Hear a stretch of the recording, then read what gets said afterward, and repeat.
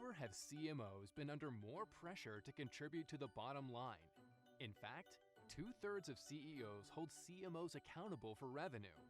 A tall order, especially since demanding customers expect purchases to arrive in hours, rides to arrive in minutes, and answers to arrive in milliseconds. Winning marketers are expanding their focus from customer acquisition to the entire customer lifecycle. This requires a data-first approach. No one can match Oracle when it comes to helping companies use data to drive business value.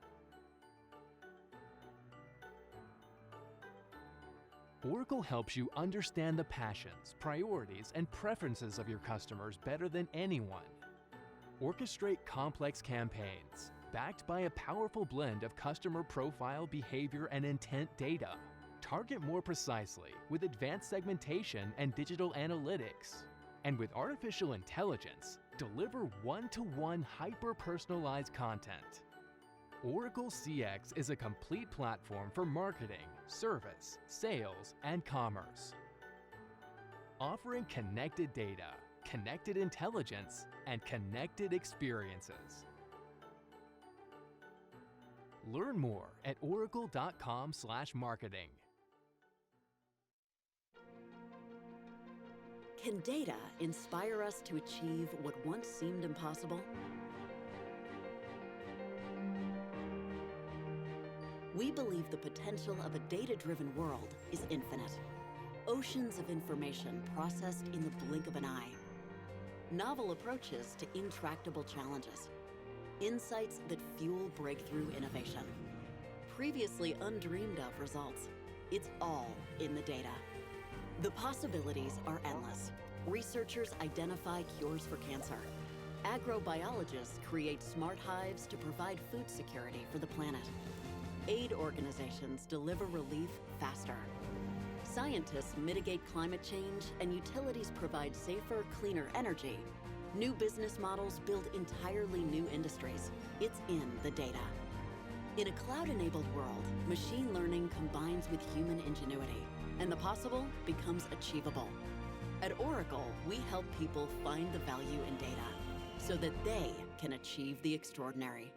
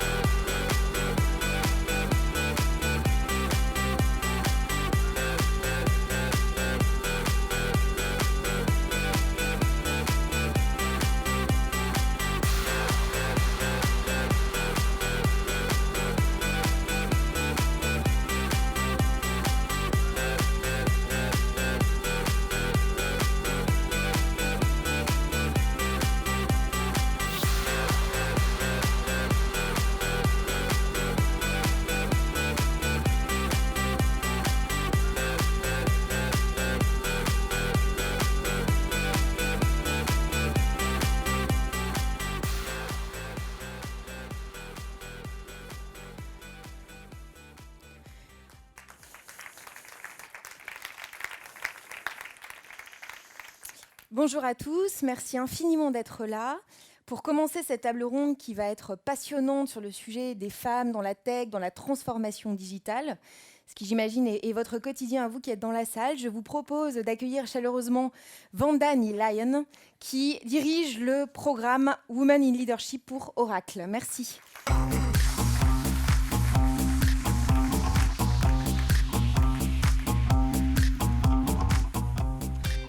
Merci Emmanuel et bravo pour la prononciation de mon nom. C'est pas simple, Vanda Nilayan, mais bravo. Je suis ravie de vous accueillir à cet événement aujourd'hui. C'est une grande fierté qu'on organise ça par Oracle Women's Leadership. La mission de Oracle Women's Leadership, c'est d'inspirer, d'encourager et d'accompagner des femmes de développer leur leadership dans notre monde. On fait plein de choses. En fait, on a 4 piliers où on travaille dessus. C'est le développement. Donc, on fait des formations pour les femmes, pour les aider dans l'accélération de leur carrière. On a un programme de mentoring aussi sur ce pilier-là. Le deuxième, c'est le networking. Donc, les événements comme on a aujourd'hui, on aime bien de partager, de discuter, d'inviter nos clients, nos partenaires, de discuter et partager leurs expériences. Le troisième, c'est innovation. Maintenant, on a beaucoup de technologies diverses, intelligence, artificial intelligence, etc. Donc, on essaie d'emmener ça aussi dans les sujets des femmes. Et le quatrième, c'est l'équité, qui est vraiment un pilier qui est géré par ressources humaines chez nous.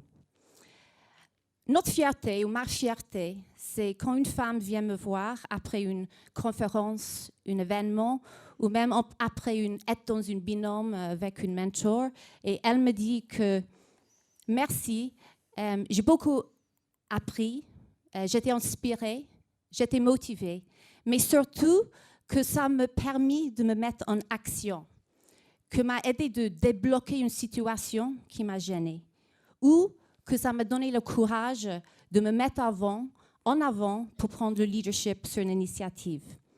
Et aujourd'hui, j'ai une souhait, une demande, que chacun d'entre vous dans cette salle, vous sortez avec une action spécifique pour vous-même ou pour votre société pour changer des choses.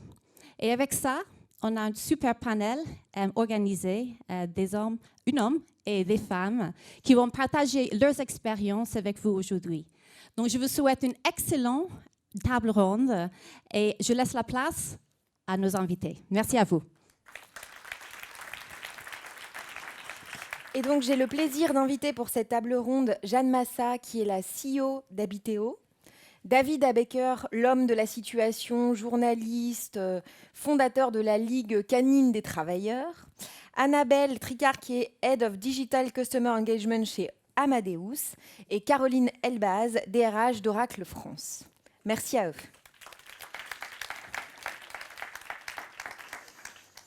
Alors, pour commencer, le sujet des femmes de manière générale, des femmes dans la transformation digitale, des femmes dans la tech, c'est un sujet qui est tricky, dont on parle beaucoup, dont on parle mal souvent. Et donc, j'avais à cœur, pour initier cette table ronde, de rappeler un certain nombre de métriques objectifs sur la base desquelles nous allons pouvoir échanger ensemble. Alors, sachez que le salaire brut annuel médian des jeunes femmes s'élève aujourd'hui à 29 600 € contre 33 500 € pour les hommes.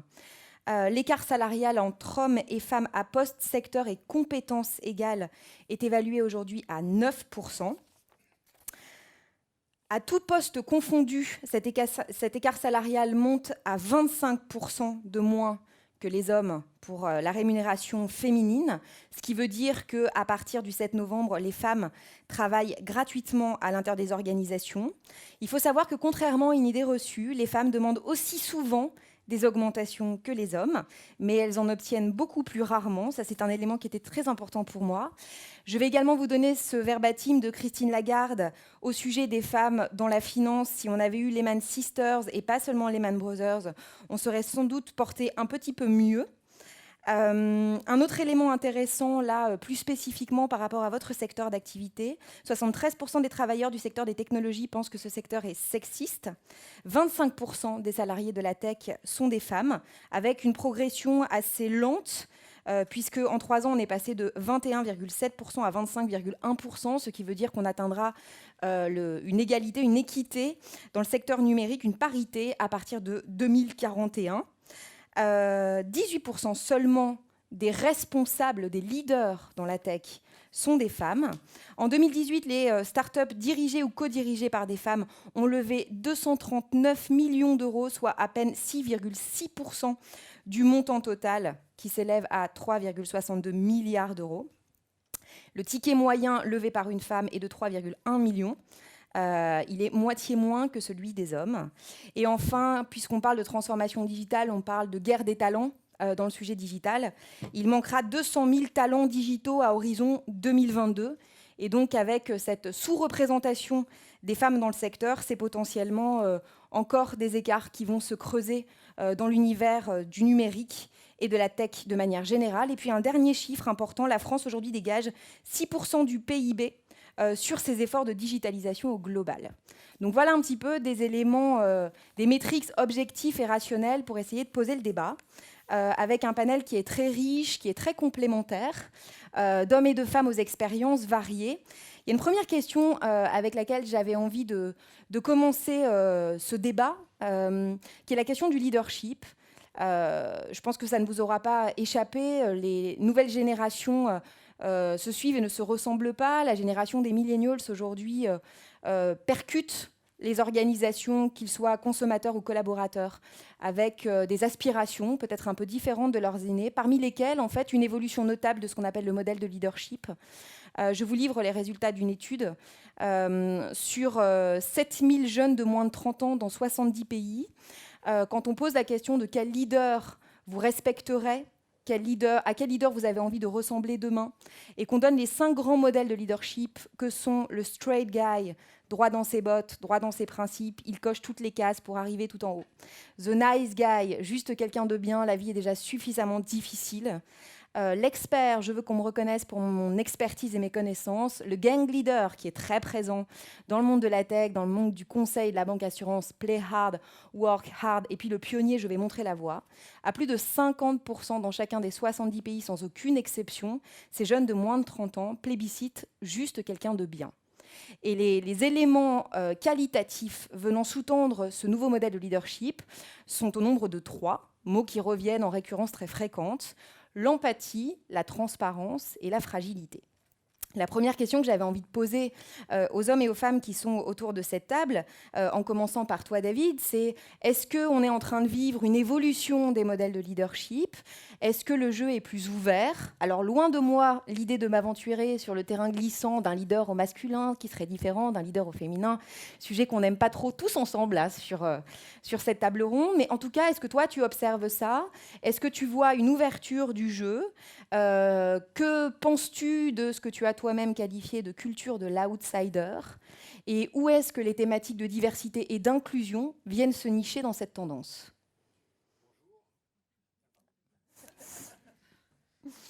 Bonjour.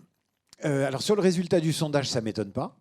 C'est un sondage qui est fait, déjà la question, est-ce que tu veux quelqu'un de bien ou alors un mouton à 5 pattes ou l'espèce de profil sociologique, on a juste mis quelqu'un de bien. Évidemment, là où c'est chaud, affectueux, émotionnel, tout le monde y va. Peut-être aussi la nouvelle génération, mais moi j'aurais probablement répondu ça, j'en sais rien à vrai dire, mais le résultat ne m'étonne pas. Il ne m'étonne pas aussi parce que le rôle du leader a changé. Aujourd'hui, il est parmi, il n'est pas au-dessus. Il est parmi, il n'est pas au-dessus, puis il doit faire ses preuves tous les jours. Ce n'est pas une note de service qui lui donne une légitimité juridique ou qui en a fait un fonctionnaire de catégorie A qui a autorité sur le fonctionnaire de catégorie B.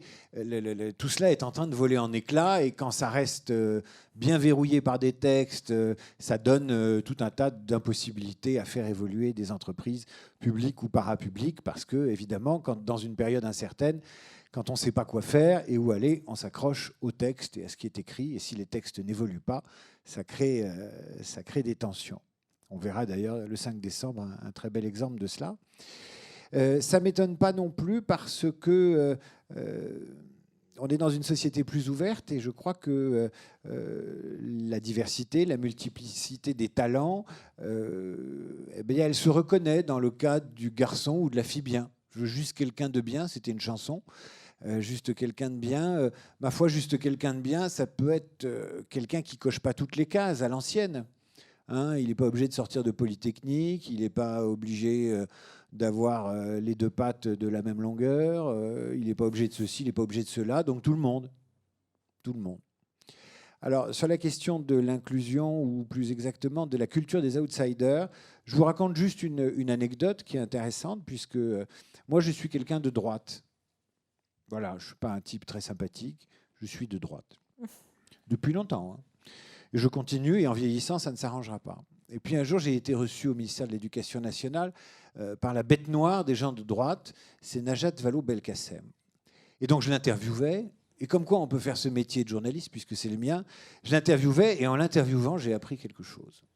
Et ma foi, c'était la ministre de l'Éducation nationale, donc qu'elle rééduque ou qu'elle éduque un mec dans son bureau, pourquoi pas, après tout. Et elle m'a dit, c'est pas la question du pouvoir féminin ou du pouvoir masculin.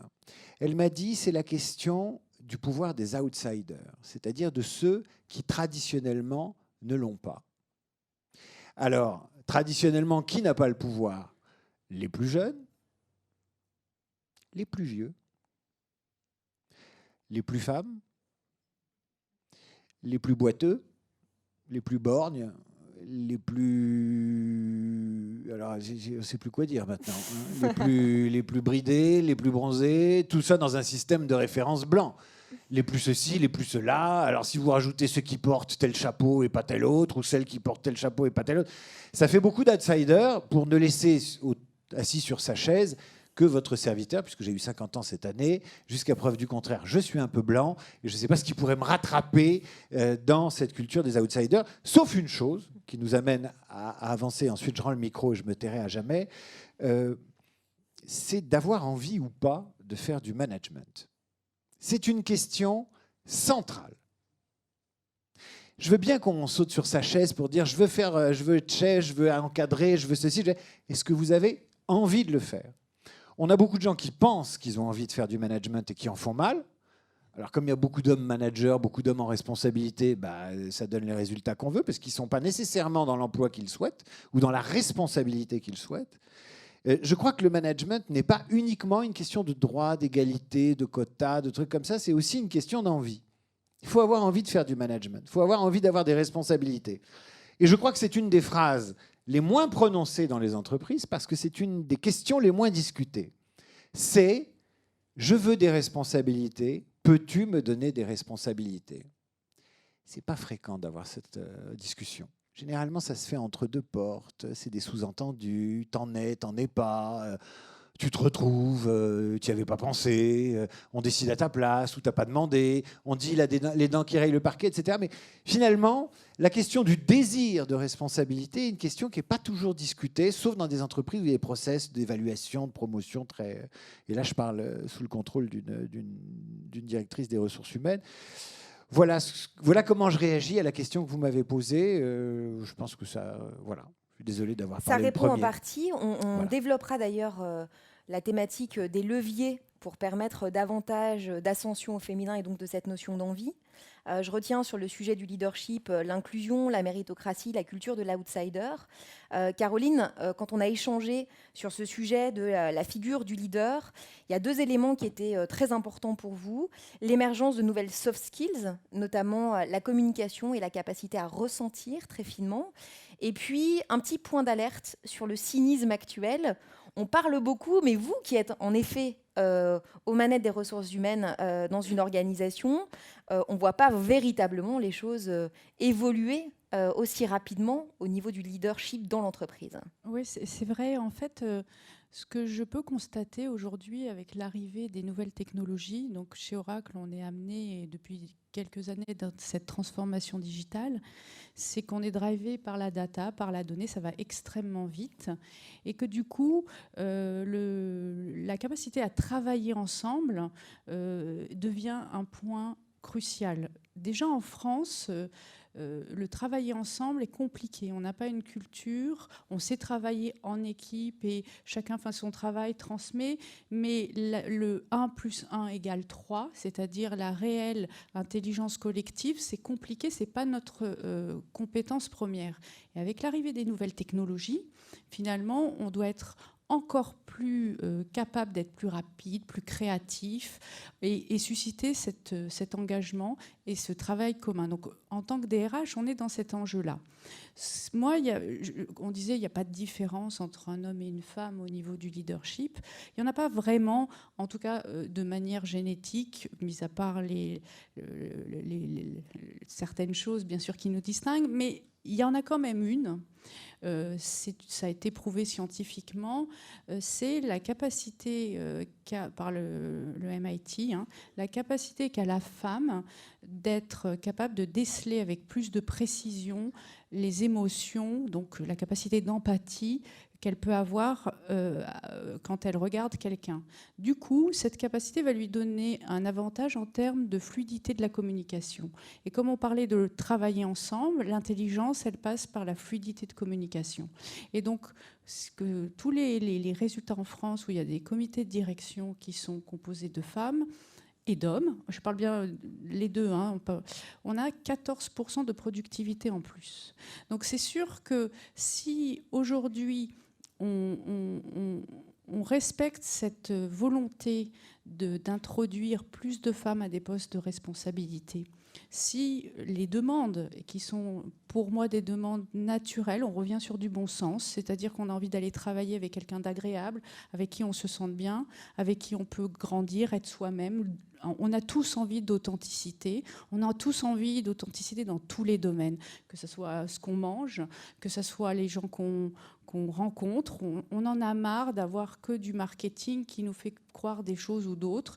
Et cette recherche naturelle des jeunes de l'authenticité fait que la femme peut, par l'intermédiaire de se travailler ensemble, par le bon sens, susciter, je dirais, un leadership qui finalement va correspondre aux enjeux du digital aujourd'hui et redonner du sens à un niveau plus macro, redonner du sens aux gens et faciliter les choses. En revanche, et c'était un peu le bémol, je pense que on est dans une période de transition, on est encore dans ce que j'appelle un peu le concept, c'est-à-dire on parle beaucoup de l'équilibre vie personnelle, vie professionnelle, la bienveillance. Pour autant, on en parle beaucoup, mais s'il y en avait vraiment, on n'en parlerait pas.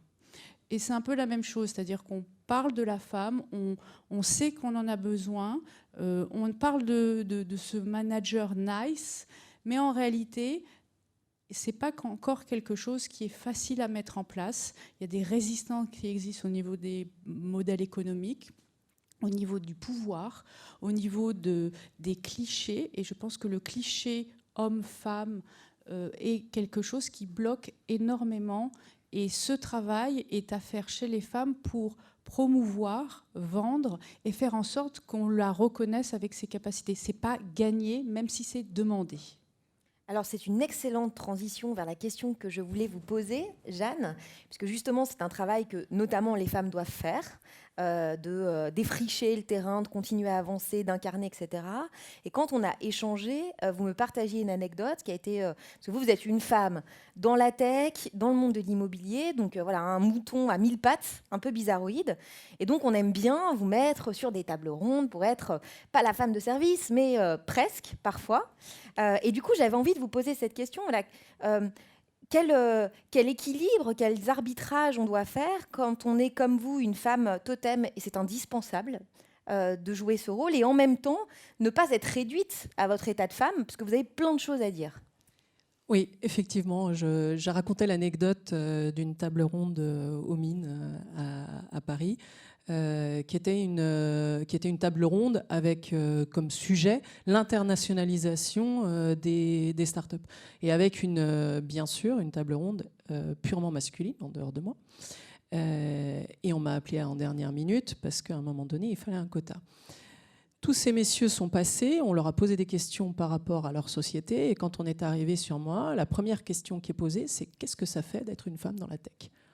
Donc là, je me suis positionnée tout de suite en leur disant, le jour où on arrêtera de me poser cette question, peut-être qu'on aura fait un pas en avant. Le jour où on me posera une question sur qu'est-ce que moi j'amène sur ma société, sur mes produits, et de quelle manière est-ce que je les emmène, alors peut-être qu'on aura franchi un pas. Et il y a un autre pendant qui était extrêmement intéressant sur cette table ronde, et je ne vous dirai pas qui était avec moi présent, mais ces messieurs avaient une manière de poser les choses en disant on va manger le monde. Et effectivement, moi je suis un peu plus modestement, j'avance une étape après l'autre. Alors peut-être en bonne mère de famille, peut-être tout ce que vous voulez, ça c'est mon caractère de femme. Ça n'empêche qu'avec Habiteo, on a levé aujourd'hui l'équivalent de 12 millions d'euros. Donc on est un petit peu au-dessus des quotas, des statistiques que vous avez données, et que tout est réalisable. Voilà. Alors il faut l'emmener, mais à un moment donné, j'aimerais bien qu'on enlève ce caractère qui est le caractère féminin et qu'on nous laisse parler de qu'est-ce qu'on amène réellement sur ce marché, qu'est-ce qu'on amène comme nouvelle technologie, qu'est-ce qu'on a en termes d'équipe. Après, si on revient à notre sujet, il est extrêmement important de pouvoir dire on peut le faire. Voilà. Et la première des choses, je pense qu'on est tous d'accord ici, c'est de dire ne vous mettez pas des barrières, avancez, vous pouvez le faire, tout est possible. Je ne suis pas issue de la tech. Aujourd'hui, je dirige une boîte de tech et voilà, donc il n'y a pas de choses impossibles.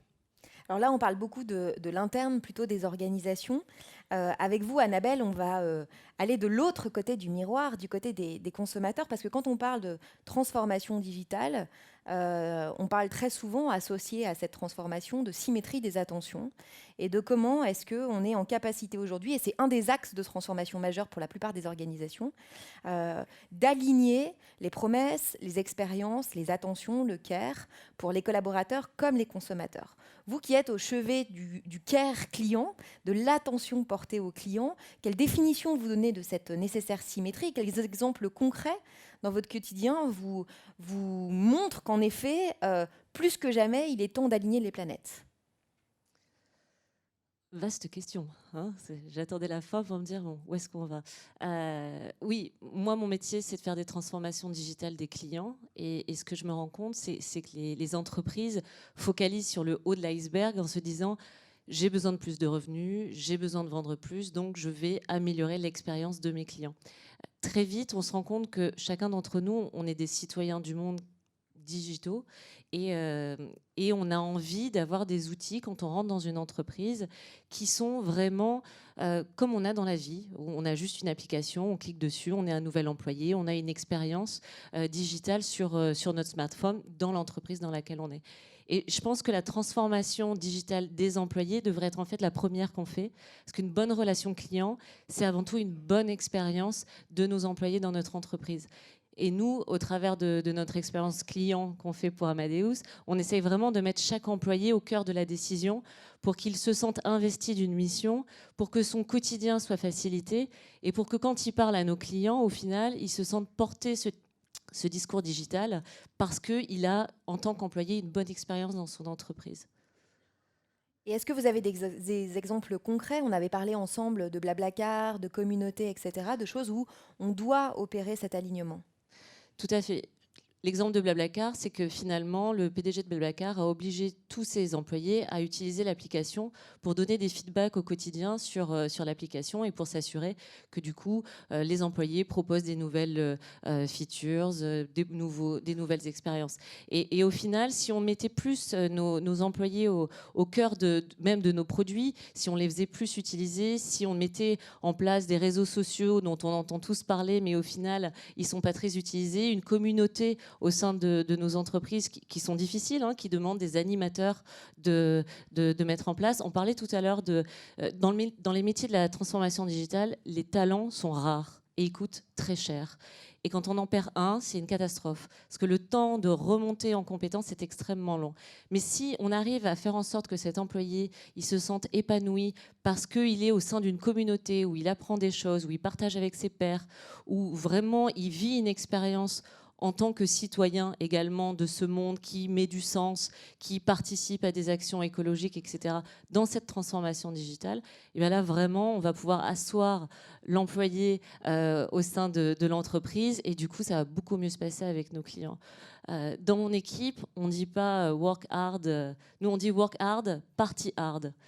Donc, on travaille beaucoup, mais on s'amuse beaucoup et au final, c'est pour ça que les gens restent. C'est parce qu'on a mis une diversité dans les profils aussi. On a aussi embauché, on parlait d'inclusion, on a embauché des gens du métier pour pouvoir faire de l'IT.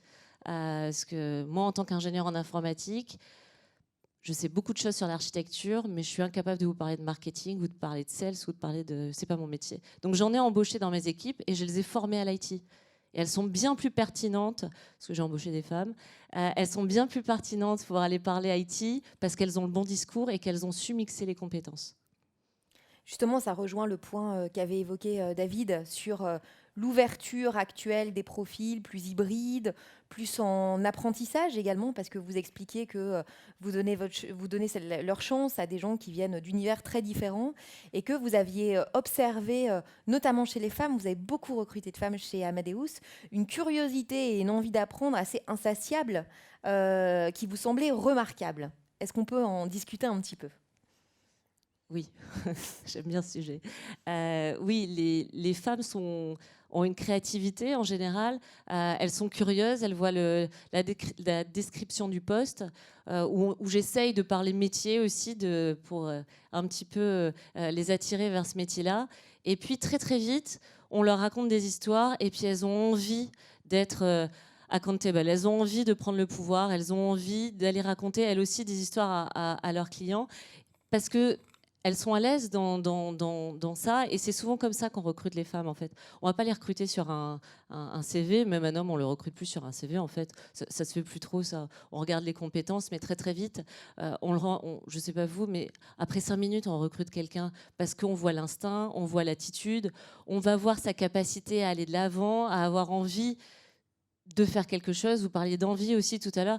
L'envie, c'est au cœur finalement de tous ces métiers qui sont de la transformation digitale et d'autres métiers. Mais nous, on en a particulièrement besoin parce que la transformation digitale, il faut du courage. Parce que c'est compliqué une transformation digitale. On n'y va pas tous les jours. Mais par contre, on ne va jamais s'arrêter de transformer. Donc il faut énormément de courage dans ces métiers-là. Et souvent... je trouve que les femmes sont courageuses parce que déjà, elles se sont présentées. Je sais que pour elles, elles ont fait beaucoup d'efforts pour venir nous voir pour parler informatique et elles sont prêtes à apprendre. Et ça, je trouve ça génial. À mettre en perspective de l'obsolescence des compétences qui est très rapide dans ce secteur d'activité, où on parle de 85% des métiers qui embaucheront en 2030 qui n'existent pas encore, de 50% des compétences aujourd'hui présentes en entreprise potentiellement obsolètes d'ici 2 ans.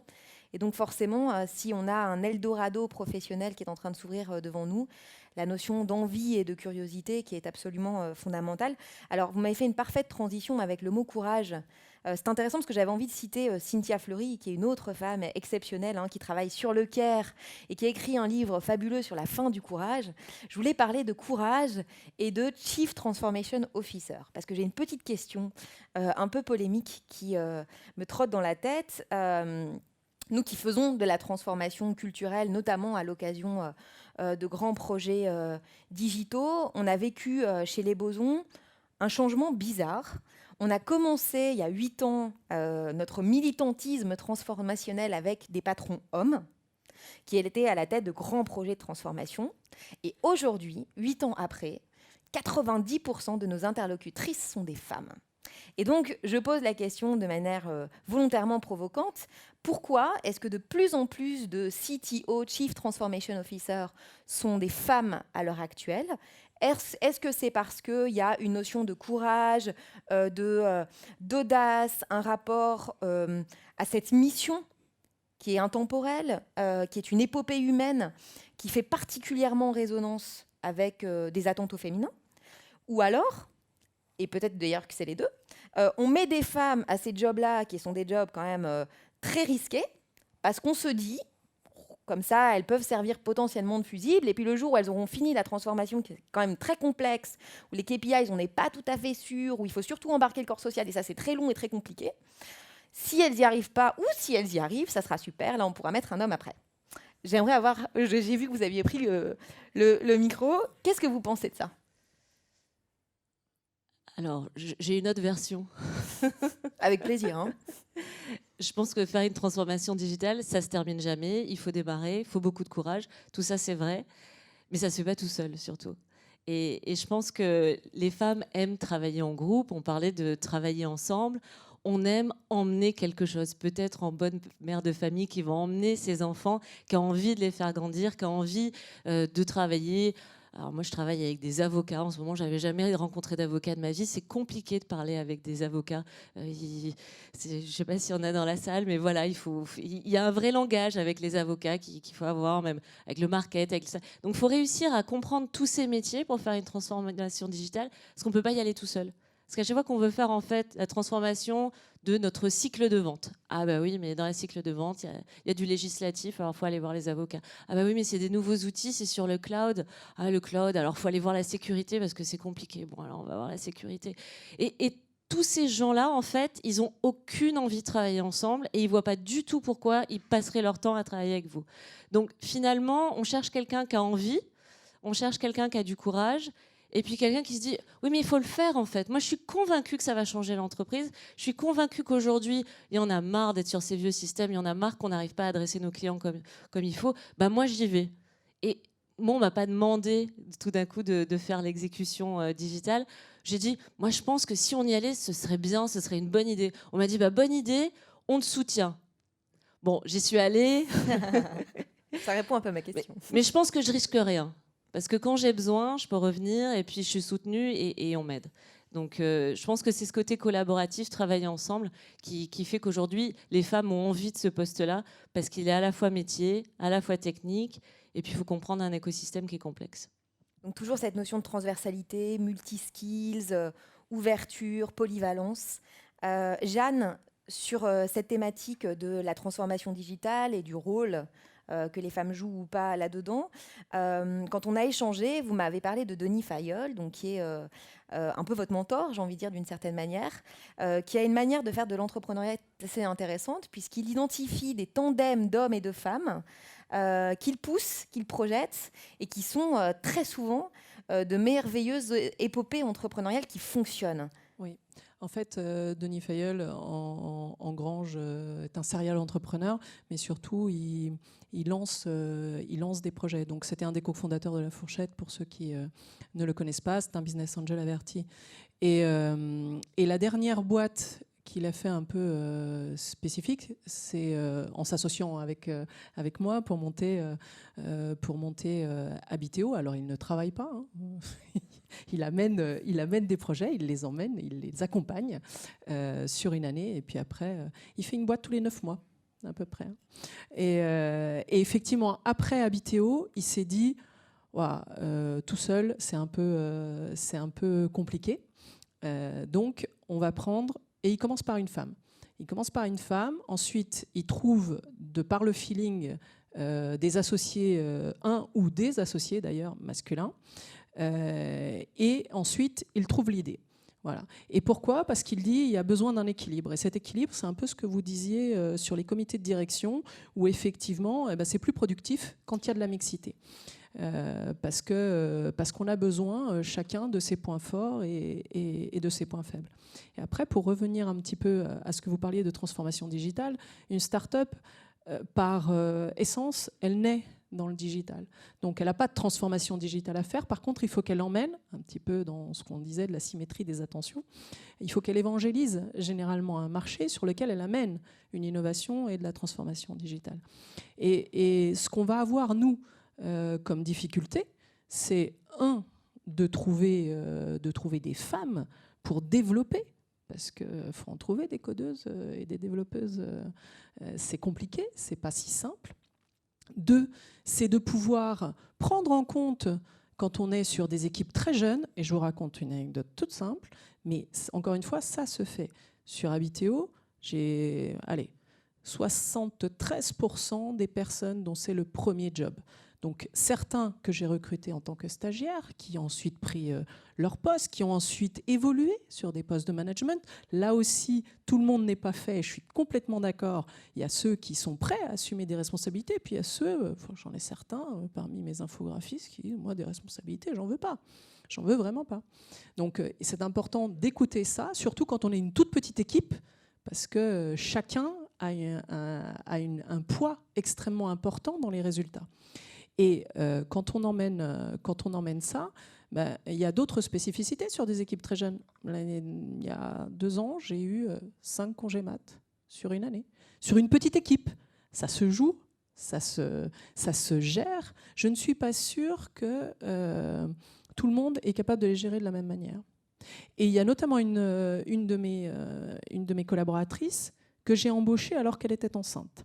Elle a eu le courage de me le dire en entretien. Je lui ai dit, très bien, si tu prends ton poste, que tu installes les process, c'était en comptabilité, que tu installes les process, eh bien, bingo, j'achète.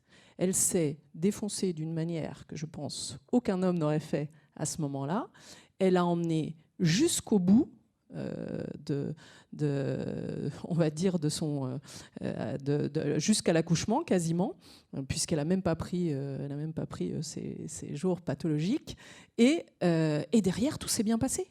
Donc, mais je suis pas sûre qu'un fondateur ou qu'un manager homme aurait pris ce risque-là.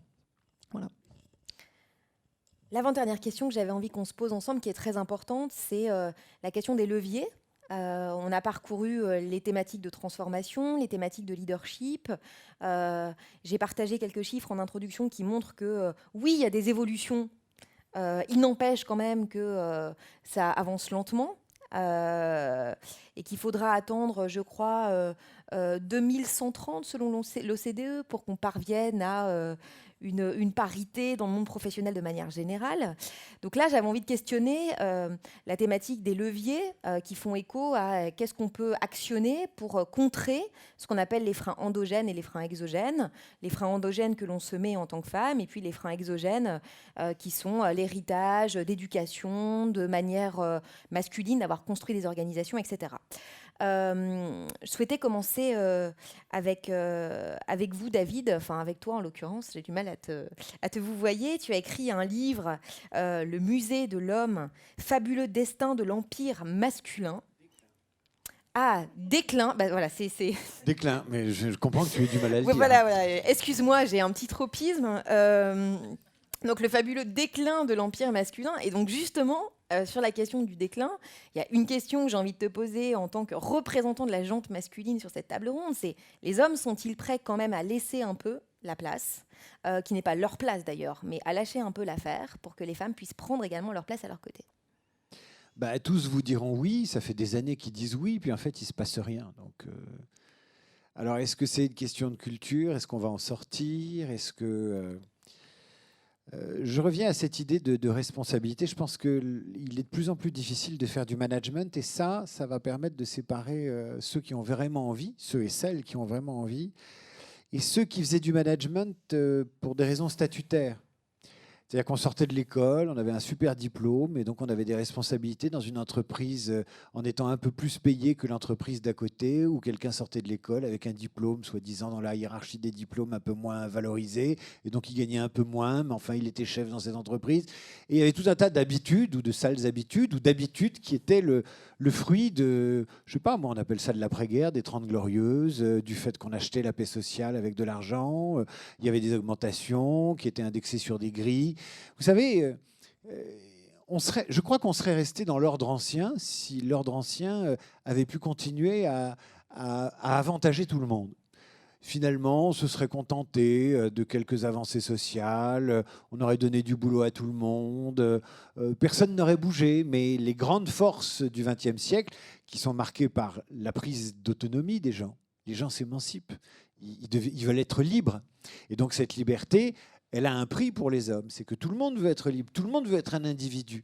Et donc, dans cette société où il y a plus que des individus et non plus des communautés ou des villages, j'ai appris un truc en lisant un sociologue aujourd'hui, mais ça tombait sous le sens, mais je n'avais jamais compris. Quand vous étiez au village, on ne vous appelait pas par votre prénom, On disait c'est le fils d'Emmanuel, ou c'est la fille d'Emmanuel, ou c'est le neveu d'Emmanuel. Emmanuel, c'était le patriarche, ou la patriarche d'ailleurs. Et donc on n'avait pas de prénom. On appartenait à un groupe, et les choses étaient ordonnées, et dans ce groupe, on avait sa place. On subissait, évidemment, on subissait l'autorité du chef, mais les choses étaient à leur place. C'est pour ça que les gens disent que c'était mieux avant, parce qu'ils n'aiment pas le bordel, ils n'aiment pas le Big Bang. Alors maintenant, il y a l'individu. Et l'individu, tous les individus veulent leur place, tous veulent être reconnus, tous ont horreur des inégalités, alors qu'il y a un siècle, on les tolérait davantage. Évidemment, il y a la chape de plomb du patriarcat. Mais le patriarcat n'avait pas que des désavantages. C'est un peu comme les blocs de l'Union soviétique. C'était ordonné. C'était ordonné. C'était un jardin à la française. On pouvait prévoir là où ça allait craquer. Puis il y a eu la Première Guerre mondiale avec la montée des femmes, et donc voilà.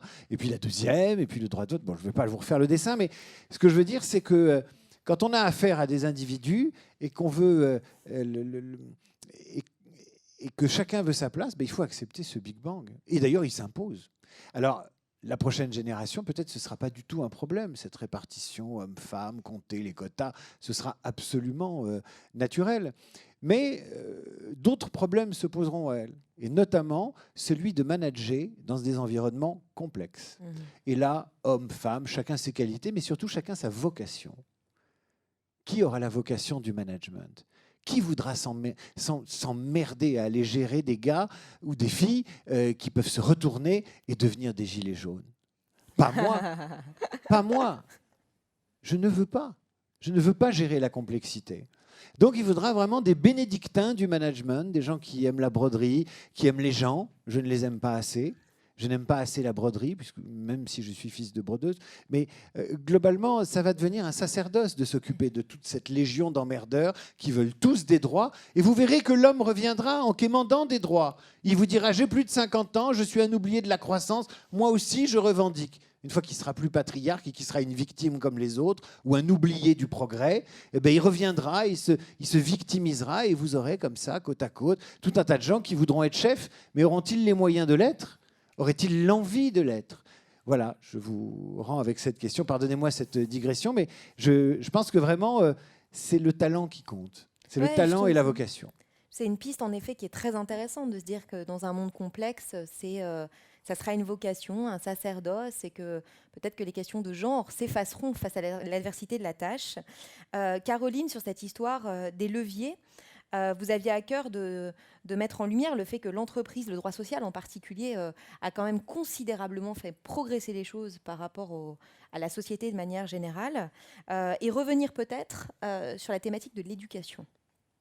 Oui, alors en fait, je trouve que le droit social français, avec l'histoire, comme on a pu le voir, des collectifs qui se sont regroupés, qui ont pu faire face finalement à un capitalisme et avoir des droits, avec la volonté du gouvernement, et c'est assez politique, on a un droit du travail aujourd'hui, et notamment pour les femmes aussi, et pas que, qui est très protecteur et qui finalement est plutôt de bon sens et fonctionne bien.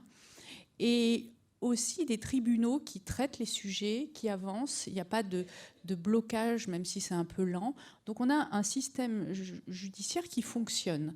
Et je trouve que le décalage qu'il y a finalement dans la société, l'entreprise, qui est extrêmement protectrice, voire même anxiogène pour les hommes parfois, parce que tout est mesuré, le texto, l'email, et on a des pouvoirs disciplinaires qui sont plutôt efficaces. Donc il y a une sécurité qui existe, un droit, je vois chez Oracle, c'était une volonté de nos partenaires, mais une possibilité de limiter les écarts salariaux, puisque effectivement il y a des lois qui protègent, donc on peut s'appuyer sur ces lois pour rétablir des situations.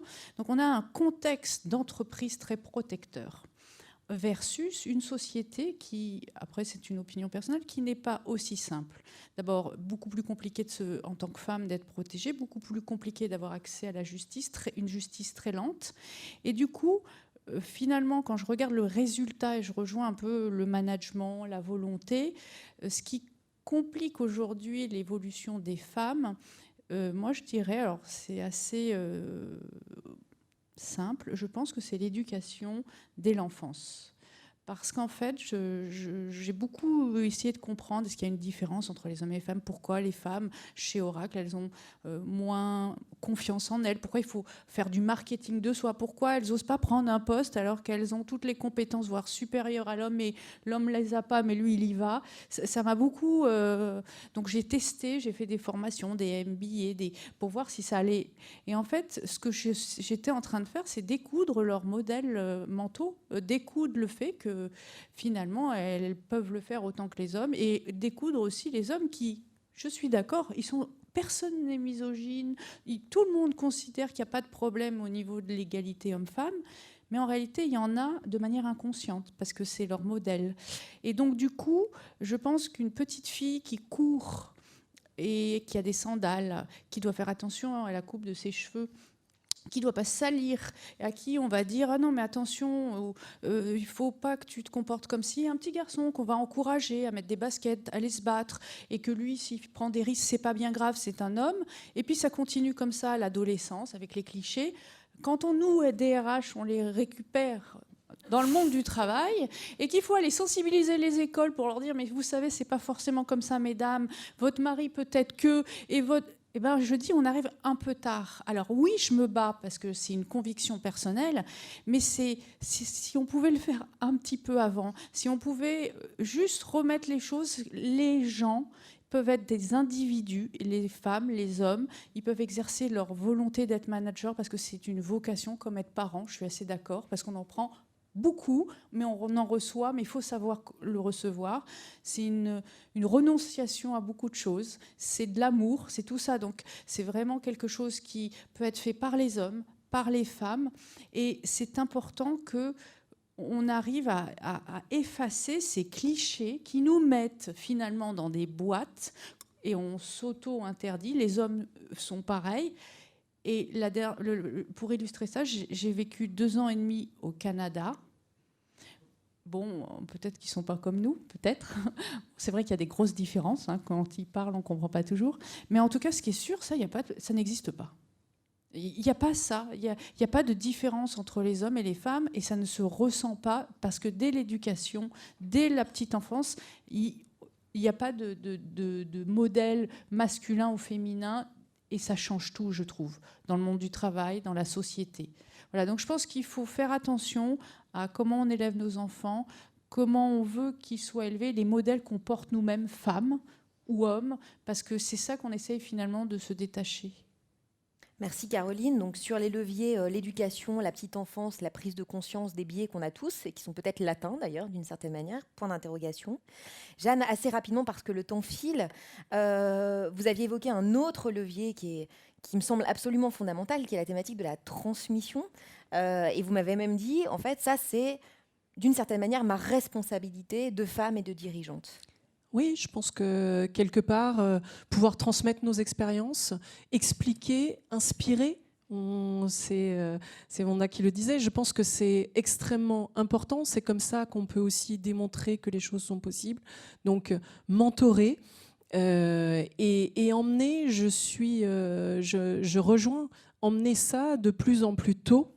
Au sein de l'éducation, je pense que aller recevoir, nous on reçoit des classes de collège au sein d'Habiteo de temps en temps, des classes de 3e, mais déjà là, il y a de l'inspiration à avoir. C'est là où il faut leur dire c'est possible.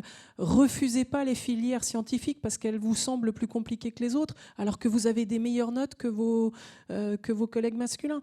Donc c'est tout ce genre de choses où je pense que c'est effectivement de notre responsabilité.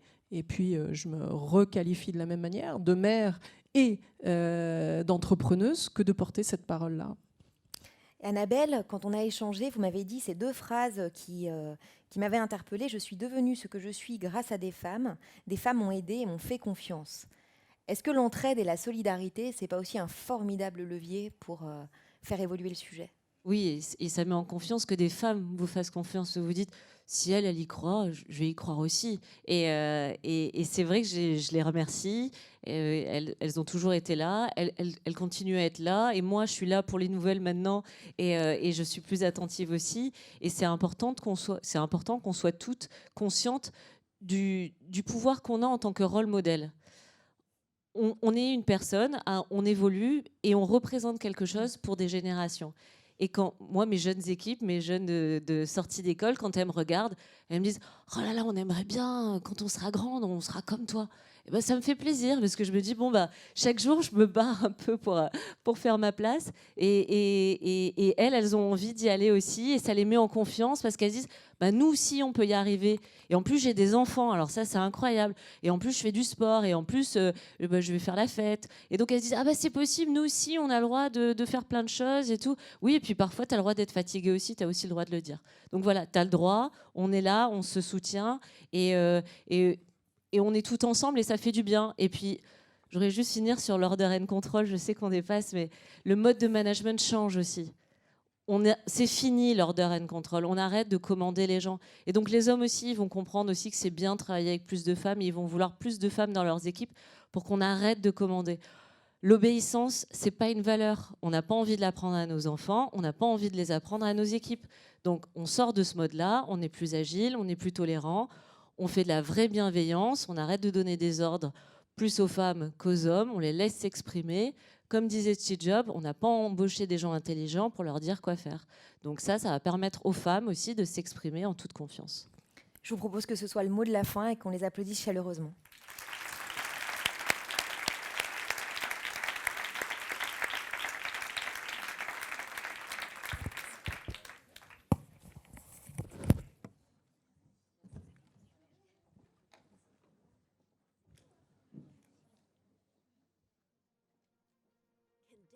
Inspire us to achieve what once seemed impossible?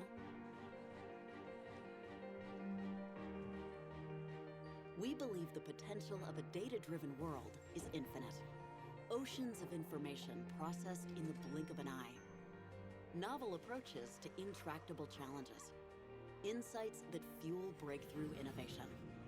Previously undreamed of results. It's all in the data. The possibilities are endless. Researchers identify cures for cancer. Agrobiologists create smart hives to provide food security for the planet. Aid organizations deliver relief faster. Scientists mitigate climate change